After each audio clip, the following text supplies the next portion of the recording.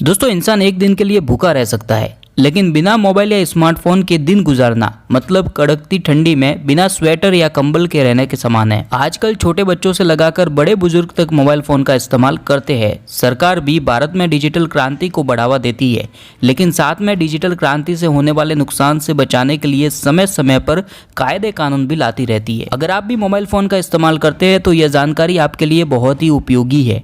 जी हाँ, सरकार जल्दी मोबाइल फोन के चार्जर को लेकर एक बड़ा बदलाव करने जा रही है, जिसका असर सभी स्मार्टफोन और वियरेबल इलेक्ट्रॉनिक आइटम पर लागू होगा। दोस्तों, एक छोटा सा आपसे सवाल भी है कि अगर आपके घर में 5 से 7 स्मार्टफोन हैं अलग अलग लोगों के पास में, तो आपको सबसे बड़ी दिक्कत क्या आती है? जी हाँ, आपका जवाब होगा चार्जिंग की। दरअसल समस्या यह है कि मोबाइल फ़ोन घर में अगर 5 से 7 है तो सभी मोबाइल फ़ोन का जो स्मार्टफोन का चार्जर होता है वो अलग अलग होता है। जी हाँ, यानी कि पहले स्मार्टफोन का चार्जर दूसरे में नहीं लग पाएगा और दूसरे का तीसरे में नहीं लग पाता है। तो ऐसे में सभी फ़ोन के लिए अलग अलग चार्जर का केबल रखना पड़ता है। अलग अलग फ़ोन के लिए अलग अलग केबल चार्जिंग का इस्तेमाल होने से देश में ई वेस्ट का खतरा भी बढ़ जाता है, और इसको कम करने के लिए मोदी सरकार ने नवंबर में ग्लासगो में आयोजित संयुक्त राष्ट्र जलवायु परिवर्तन सम्मेलन यानी कि COP26 में मोदी ने लाइफ यानी कि पर्यावरण के लिए लाइफस्टाइल कॉन्सेप्ट की घोषणा की थी, जिसमें इलेक्ट्रॉनिक कचरे को कम करने को लेकर भी नियम लाने की बात कही गई थी।